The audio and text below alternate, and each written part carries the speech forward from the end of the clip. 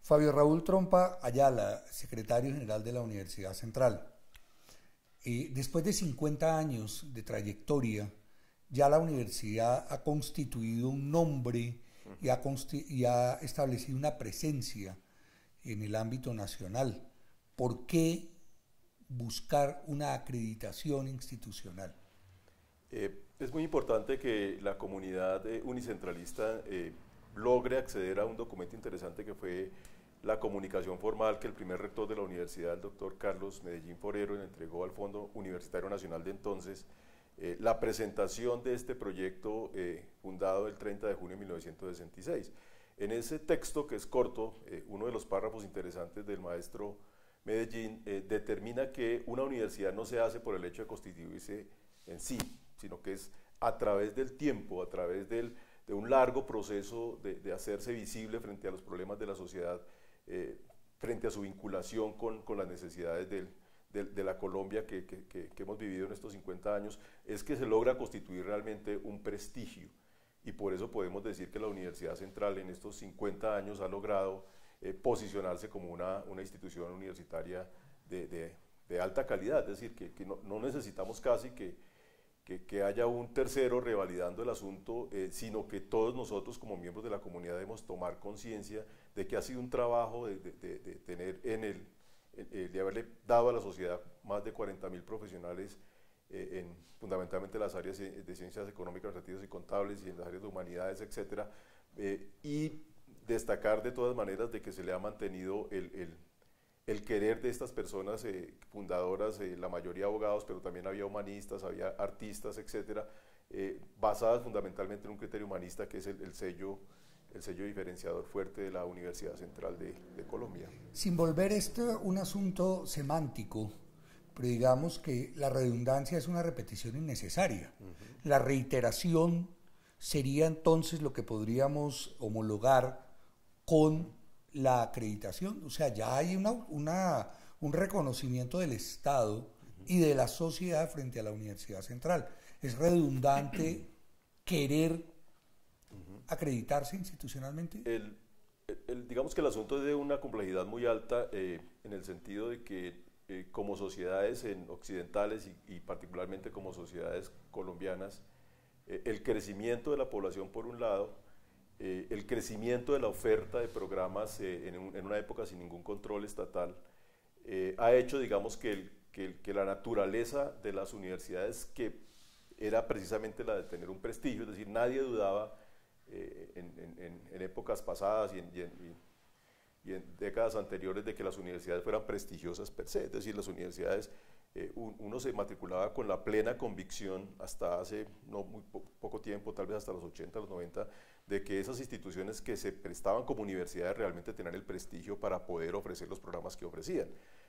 El decaimiento moral del mundo occidental y el decaimiento moral de nuestra propia sociedad ha hecho que tengamos que revalidarnos frente a terceros para demostrar que efectivamente sí tenemos esa condición, porque desafortunadamente nos ha afectado como sociedad vivir un conflicto de tanto tiempo y obviamente la excesiva concentración en sacarle provecho a costa del interés público, pues ha hecho que se requiera una función del Estado que se revalida en la Constitución del 91 con dos instituciones que son muy importantes, que son la de la autonomía universitaria para revalidar ese proceso que ha sido la universidad nace de la misma sociedad y no porque el Estado la reconoce, y en ese sentido, digamos, es la sociedad la que le delega a la universidad esa tarea de poder orientar y de poder leer esa realidad para indicarle incluso, como decía el profesor Páramo, hacia dónde debería ir un país, hacia dónde debería orientarse el desarrollo económico, social y cultural de un país. Y por el otro lado, digamos, el asunto muy fuerte que está en la Constitución de la obligatoriedad del Estado de ejercer inspección y vigilancia sobre este tipo de servicio, que sigue siendo por naturaleza público, independientemente que lo preste una universidad pública o una universidad privada. Entonces, hoy estamos frente a una realidad muy distinta de hace unas décadas. Estamos en la necesidad de que, a pesar de que estamos convencidos de lo que somos, estamos convencidos de que hacemos la labor como corresponde, es necesario que un tercero, en este caso el Estado, a través de una agencia de acreditación, diga y establezca frente a la sociedad en general que efectivamente tenemos esa condición. Entonces, digamos que más que redundante es una serie de necesidades que se presentan contemporáneamente de presentarse a terceros, con la tranquilidad que pueda tener el ciudadano que se acerca a la universidad para profesionalizarse en ella o para intervenir con ella, de que está frente a una institución que realmente tiene la credibilidad necesaria para, digamos, prestar un servicio de esta naturaleza, que entre otras cosas es un servicio de transformación de las vidas de las personas que logran ingresar a la educación superior, que desafortunadamente para el país no son la mayoría. No son óptimas. Ha habido, por lo tanto, un proceso de autoevaluación. ¿Cómo se ha mirado internamente la universidad? Y yo puedo tener muchas aspiraciones, pero concretando, la universidad está lista para acreditarse y puede asumir ese reto con plena tranquilidad, obviamente sabiendo que muy seguramente, como en todos los procesos, se dirá aquí habría necesidad de mejorar algunos aspectos, pero en términos generales la universidad siente que está lista. Sí, yo creo que los modelos de acreditación, cualquiera que sea, digamos, implican una fase inicial muy dura de mirarse al espejo, es decir, de poder, y no solamente mirarse al espejo como uno quiere pensar en un imaginario de mirarse bien, sino mirarse al espejo lo más desnudo posible, es decir, poder determinar, incluso casi todos los modelos incluyen la necesidad de que coloquemos sobre la mesa más las cosas que especialmente hacemos bien, como las cosas que tenemos como retos que asumir, como las debilidades que tienen los procesos para poder crecer en debida forma. Generalmente los procesos de evaluación son procesos de mucha tensión al interior de la comunidad, sobre todo de la comunidad de docentes y de administrativos más que la de estudiantes, en el sentido, digamos, de la dificultad que le digan a uno, no, mire, su trabajo no lo está haciendo muy bien. Entonces implica una reacción a veces muy emocional en el sentido de sentirse incluso atacado personalmente, cuando lo que se trata precisamente es de determinar en los procesos qué debilidades tenemos para poder generar ese instrumento poderoso que llaman el plan de mejoramiento, que es, a mi juicio, lo más importante en el proceso de acreditación, porque es un documento donde colocamos y consensuamos las problemáticas más fuertes que tenemos para asumir, los retos que tenemos para asumir, porque las universidades, hasta las más perfectas, necesariamente tienen cosas siempre por mejorar. Las organizaciones son constructos sociales, son invenciones de los seres humanos, y como constructos sociales siempre van a tener los retos de estar mejorando, porque el entorno está permanentemente ejerciendo mayor presión, porque el entorno generalmente está generando la necesidad de cambiar, como por ejemplo en este momento la coyuntura de educación en línea, educación virtual. Digamos, la universidad tiene un reto, ha tratado de asumir, ha tratado de ingresar al proceso de la educación en línea virtual, y obviamente ha generado al interior de la organización perspectivas y formas de ver las cosas de manera muy distinta, y eso es natural de una universidad, afortunadamente como la nuestra, que desde que nació es una universidad totalmente abierta, no confesional, donde es necesario que se respete digamos, el criterio, la posición propia, la perspectiva, si la tengamos equivocada, para poder avanzar. Si no hay esa contradicción, es difícil tener realmente una universidad que funcione, porque si una organización como la universidad no, un espacio para discutir, entonces ¿dónde? Si la universidad precisamente está pensada para eso. Claro, es el universo, claro, que debe ser abordado desde todas las ópticas. Sí, señor. Ahí habría como dos ópticas también. En el proyecto educativo institucional PEI se habla de que la universidad se ha de relacionar con su entorno, pero desde una óptica suramericana, latinoamericana, sí, una visión latinoamericana, no necesariamente europeizante. ¿Cómo se mira eso, digamos, esa óptica latinoamericana, mestiza, con un entorno no solamente de Bogotá, sino toda el área metropolitana, e incluso en la universidad hay estudiantes que vienen de otras regiones, de la costa pacífica, de la costa atlántica, de los llanos? ¿Cómo se empata eso? La Universidad Central tomó su nombre del proyecto de la reforma educativa muy profunda que hizo el general Santander, con la creación para la Gran Colombia en ese momento del proyecto de universidades centrales. Y por eso persiste hoy la Universidad Central de Venezuela, la Universidad Central del Ecuador, Universidad Central de Chile, incluso la Universidad Autónoma de Madrid fue durante muchos años Universidad Central de Madrid, en el sentido, digamos, de que el pensamiento y el proceso, digamos, social de producción de un conocimiento en sus mejores talentos, en su mejor gente, debía estar asociada en un sitio donde era posible la discusión, ya era posible producir cosas, ya era posible equivocarse sin ningún efecto directo. Y digamos que sobre esa idea es que la Universidad Central nace.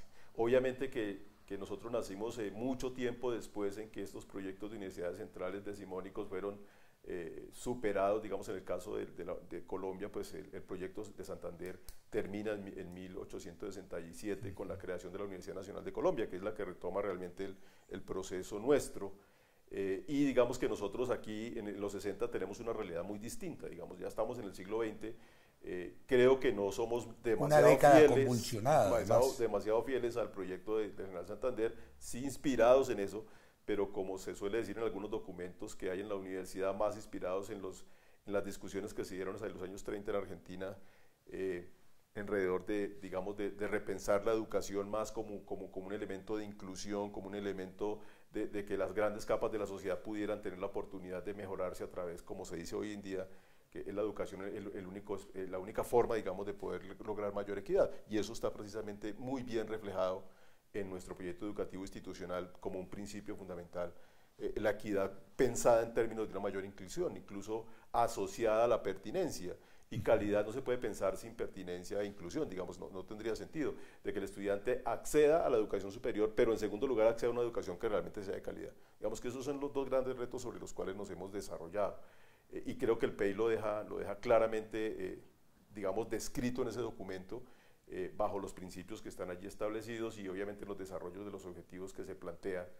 Y creo que la Universidad Central, digamos ahora enfocándolo un poco hacia el tema del entorno y hacia los retos que hay en América Latina, pues es que la sociedad se ha vuelto cada vez más híbrida en términos de lo que el maestro Néstor García Canclini hace muchos años estableció. Es decir, las culturas híbridas es lo que nos toca vivir, y con el proceso del aparecimiento de las redes sociales y todo este proceso, el mundo se ha hibridizado mucho más casi que el contenido latinoamericano y el contenido regional se está a velocidades inmensas cada vez más desvaneciendo. Casi que es muy difícil lograr identidades en un mundo tan conectado y en un mundo cada vez más cercano, donde hay mayores mezclas, donde se producen mayores posibilidades y fenómenos que estamos viviendo actualmente, que hemos etiquetado, digamos, como nuevas generaciones denominadas centennials o millennials, donde uno ve ya una persona distinta, donde esa persona, el contexto latinoamericano seguramente no le dice mucho,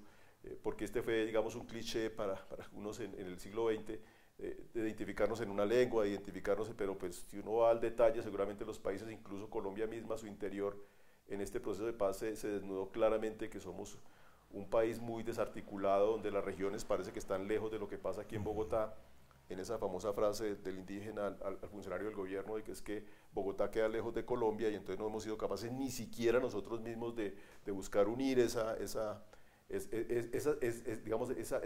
diversidad tan fuerte que tiene Colombia. Entonces digamos que a pesar de que tenemos una enunciación regional, esa enunciación regional debe verse, digamos, en el contexto más globalizado y en el contexto de cómo localizar ese conocimiento, o sea, lo global a propósito de lo local, y lo local visto, digamos, con los retos que nos genera pues estos procesos que estamos viviendo de construir paz desde regiones hacia el centro. Por eso la Universidad Central tiene necesariamente que descentralizarse, tiene que buscar estrategias para tratar de hacer mayor presencia en el país frente a los retos que se están presentando hoy día. Eso implicaría en estos cambios que usted menciona, en lo cultural, en lo económico, en lo local, que la universidad hace una acreditación no solo a partir de los 50, 51 años de trayectoria, sino con miras al futuro. O sea, es la universidad acreditada en proyección al siglo XXI. Necesariamente, más que proyección al siglo XXI, prácticamente con los compromisos que nos ha generado el siglo XXI. Yo fui estudiante de contaduría de la Universidad Central en los 90, después de haber pasado por una formación en Derecho y Filosofía en la Nacional. Y cuando llegué a esta universidad, más o menos la terminación de la década de los 90, se hizo toda una reflexión interesante de cómo era el contador público del siglo XXI. En ese momento se pensaba, bueno, ¿cómo va a ser el contador del otro siglo? Y hubo discusiones, y hubo debates, hubo foros a nivel nacional en esa época, de pensar que efectivamente el cambio de siglo nos permitía, digamos, pensar una realidad distinta del contador. Nunca se pensó que el contador iba a ser y a participar en procesos como los que estamos viviendo dolorosamente de corrupción, digamos. Es decir, son una serie de contradicciones fuertes en el sentido de que habíamos pensado en un profesional mucho más integral, en un profesional más vinculado con las problemáticas de la empresa más allá del debe y el haber, que tuviera capacidad de análisis, que estuviera, digamos, que fuera un profesional realmente demandado a la empresa del siglo XXI. Sin embargo, como estamos viendo, el asunto de las transformaciones no se dieron tan fuertes con relación a lo que estábamos viviendo en la década de los 90, y por el contrario lo que vimos fue una situación mucho más crítica de desconstrucción moral tanto de lo estatal y de lo gubernamental, como incluso de quienes estaban asociados a la prestación de servicios públicos, porque el contador público ante todo es un fedatario, son 3 o 4 casos, 10 casos, 15, pero eso ya, un solo caso ya llamaría la atención de por qué. Pero no solo la contaduría, sí, en general, está permeada toda la administración, sociedad. Porque realmente la responsabilidad de las empresas está en cabeza de los gestores, ¿no? Está en cabeza de los gerentes.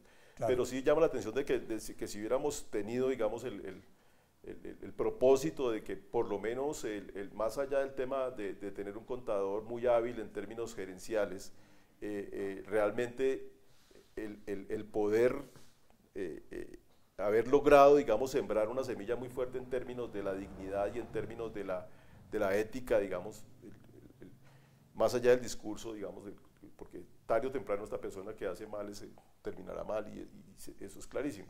Entonces yo creo que siguen habiendo unos retos interesantes, digamos, en pensar la universidad hacia 2 o 3 décadas hacia adelante. Pensar prospectivamente cada vez es más difícil porque las variables están cambiando con una velocidad muy alta.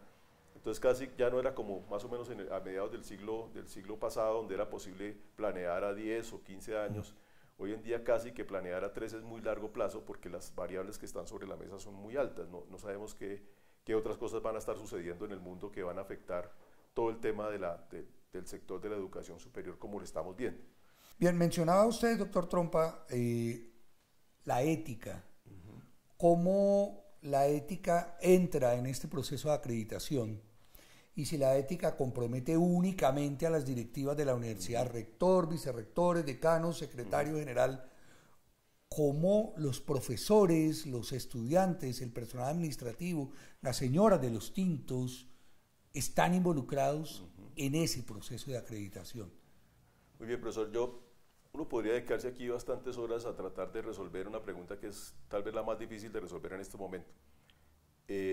Hay un texto muy interesante que es de la profesora de la Cortina, una profesora española muy dedicada al tema, que se llama ¿Para qué sirve realmente la ética? Es decir, a ella, una editorial, a lo mismo que Kant en su momento le preguntaron a él sobre la instrucción y a ella sobre la ética, ¿para qué sirve realmente la ética? Entonces ella en ese opúsculo muy premiado en España menciona, digamos, cuáles son los aspectos sobre los cuales uno debería entender que el ser ético implica incluso el ser humano, en su propia existencia. Es decir, un ser humano no se concibe realmente si él mismo no se respeta a sí mismo. Es decir, es un primer elemento fundamental. Y si no se respeta a sí mismo, pues obviamente difícilmente va a respetar a un tercero. Si no me respeto a mí, empujo a la persona aquí en la estación de universidades porque no tengo una conciencia de la dignidad humana. O sea, para mí lo digno es empujar a otro. Entonces, eso digamos, es el nivel primero. Primero yo, segundo yo, tercero yo. Y esperamos que los estudiantes universitarios, y ojalá esta estación universidades pudiera ser como una representación como yo digo casi todo el tiempo, que diferencia que no es la estación Gamines y la estación universidades, y que la palabra universidad debería tener una connotación cultural de un comportamiento distinto, porque es lo que se espera de un estudiante universitario o de un universitario, incluso de un profesor universitario. Entonces digamos que los hechos nos condenan en el sentido de que a veces no somos conscientes de esos en primera línea. Ninguna institución, ninguna organización puede declararse no ética. De hecho, las normas de gobierno corporativo sobre las cuales está basada todo el desarrollo reciente sobre mejorar el control organizacional están basadas en la declaración de códigos de ética. Códigos de ética que tienen que ser construidos entre todos, no inventados por alguien, que este es los 10 mandamientos que dijo el rector. Y no es vertical, una cascada. Sino tiene que ser un proceso de construcción entre todos para llegar a decir, este es el código que hemos acordado y hemos consensuado. Y si yo me acordé con ese código, pues tengo que ser coherente con él. Eso es lo que uno esperaría inicialmente. Entonces, digamos que para resumir el asunto, la Universidad Central, obviamente que desde su nacimiento, y sus profesores, por lo menos mis profesores, los que yo viví, los que me formaron en esta universidad, enseñaron con el ejemplo. Enseñaron con el ejemplo en el sentido de ser puntuales, de preparar sus clases, de de darle coherencia a lo que estaban haciendo, de darle sentido, incluso para algunos de trascenderle el profesor que cultiva la mente al maestro que orienta para la vida, porque ese es el que realmente siembra en uno. Y ahí ya estamos siendo clara y coherentemente sembrando, y yo difícilmente podría decir que puedo participar, amén de la formación en mi casa de ser hijo de campesinos, porque pues eso es fuerte en el sentido de generar unos valores en cada uno de nosotros, es que mis profesores no me enseñaron a ser indecente, es decir, para mí me resultaría muy difícil aceptar una propuesta por fuera porque no tiene sentido, digamos, no tiene sentido en la dignidad propia. Los viejos definían la felicidad como el asunto de dormir tranquilo. O sea, me acosté y me levanté sin deberle absolutamente nada a nadie, es decir, yo estoy en posibilidades de estar tranquilo. No tengo todas las riquezas del mundo, pero estoy tranquilo. ¿Sí? Y yo creo que ese es uno de los mensajes de la importancia que tiene la ética. Institucionalmente, todos los programas y todas las profesiones tienen códigos de ética, tienen deontología obligatoria.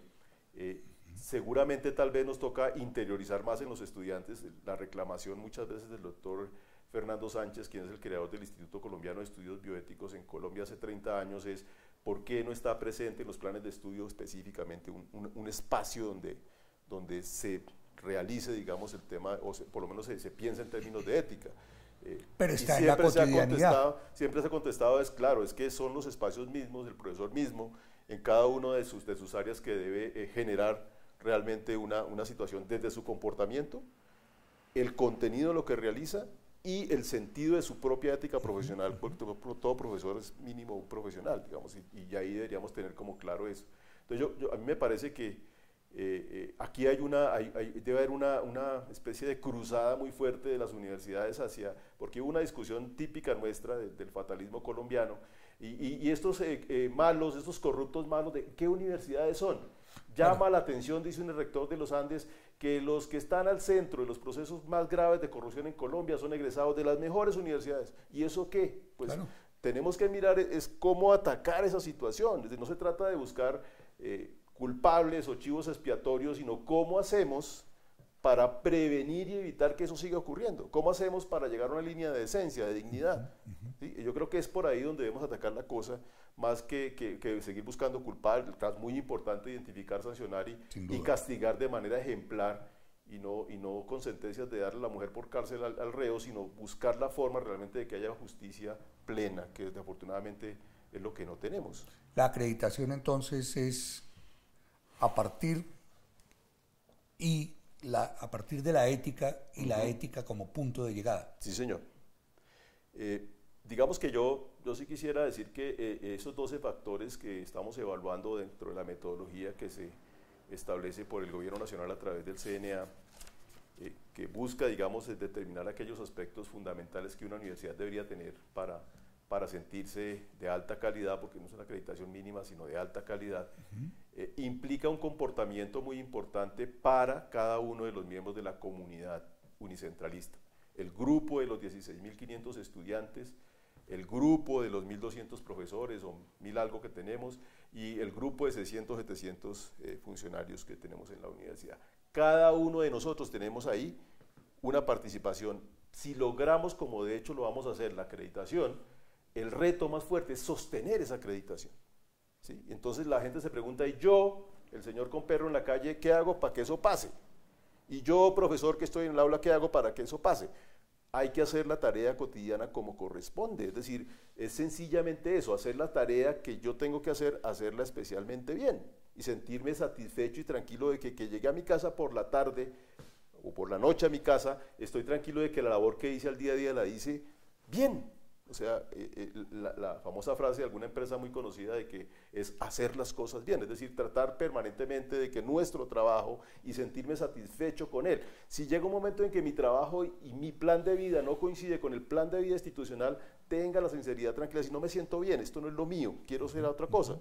Y ese va a ser, digamos, un elemento que la universidad no puede negar, es decir, no puede negar el que en todos los casos el plan de vida de cada uno de nosotros coincide con el plan de vida de la organización puesto en el PEI. Entonces, son cosas que tenemos que aprender a trabajar, aprender a sostener y entender que acreditarse y la acreditación la construimos todos, la hacemos todos permanentemente al día a día, y que seguramente el reto mayor va a ser, si nos entregan la acreditación el año entrante, seguramente el espacio de empezar a sostenerla, y lo más difícil va a ser el primer proceso de renovación de la acreditación institucional, porque es ahí donde vamos a estar contrastados con la fría realidad de lo que tenemos, entre el discurso y lo que hacemos. Ahí vamos a estar totalmente contrastados. Hay toda una batería de indicadores que permanentemente están ahí, que debíamos aprender a usarlos, porque esos indicadores no son para decirnos que estamos haciendo solamente las cosas bien, sino es como un cuadro de mandos o tablero de control, como cuando su merced se sube un carro y ve que le falta gasolina, entonces ese le debe servir para mejorar, es decir, échele gasolina, échele aceite, échele, se le va a dañar la batería, etcétera. Igual las organizaciones tienen esos cuadros de mando para determinar rápidamente, en algo que yo digo en clase, y es, ¿qué es lo peor después de una mala noticia? Que llegue tarde.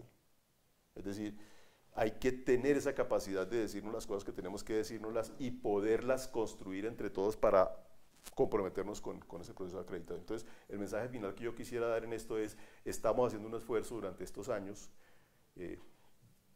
ese esfuerzo, digamos, se va a traducir este fin de año en la presentación de un informe de autoevaluación con fines de acreditación, que va a tener allí la bitácora clara de lo que se recogió de cada uno de los miembros de la comunidad que participaron en el proceso.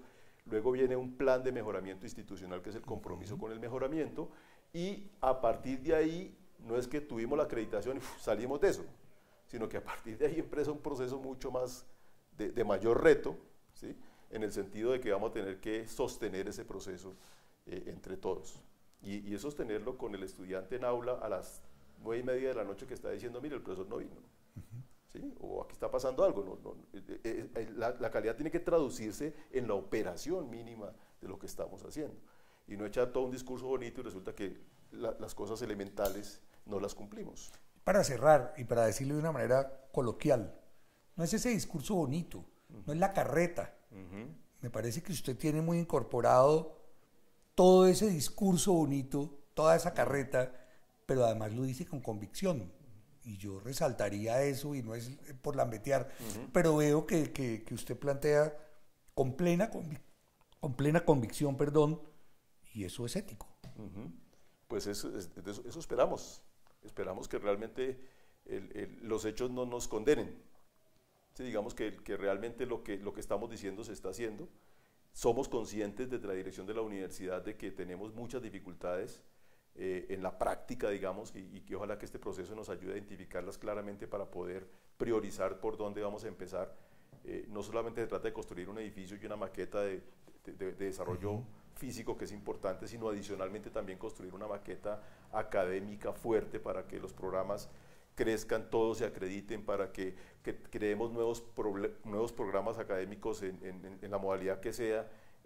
Pero también eso hay que pensar las dos cosas, ¿sí? Hay que crecer, y ese es uno de los grandes retos que tenemos hoy en día, el modelo de crecimiento. ¿Cómo es ese modelo de crecimiento? ¿Cómo es que queremos crecer? ¿Sí? Y en ese sentido, digamos, dar respuestas oportunas a los problemas que se nos va presentando el día a día. A mí me enseñaron eso en la Universidad Central, y yo soy producto de la Universidad Central.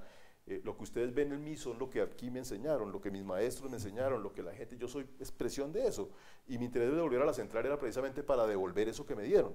Y he tenido el privilegio y la fortuna de haber sido estudiante, de haber sido egresado y ser profesor de la universidad, y tener, digamos, una visión muy cercana de lo que es el ethos de la Universidad Central, de lo que es su ADN, y por eso trato de ver las cosas con mucho más crudeza y realidad de lo que una persona que de pronto recién llega no las puede ver, digamos. Claro, se ha transformado mucho la universidad, no es la que yo vivía, lo que se vivía hoy en día. El tipo de estudiante, el promedio de estudiante, hemos crecido. Mi universidad fue más nocturna que diurna, hoy tenemos una distribución casi equitativa entre diurno y nocturno. Va a haber una oferta de educación virtual, y todo eso nos va a generar unas realidades muy distintas que nos generan retos para eso. Y eso es acreditación. Acreditación es, como yo les digo a todos, es conjugar el verbo acreditar en todos los tiempos, no solamente de presentar documentos a las autoridades, sino estar permanentemente vinculados con hacer las cosas que tenemos que hacer. Perfecto. Perfecto. Muchas gracias, Doctor profesor. Pombo, muchas gracias. Perdone todo lo malo que me dijo. Sí, así será.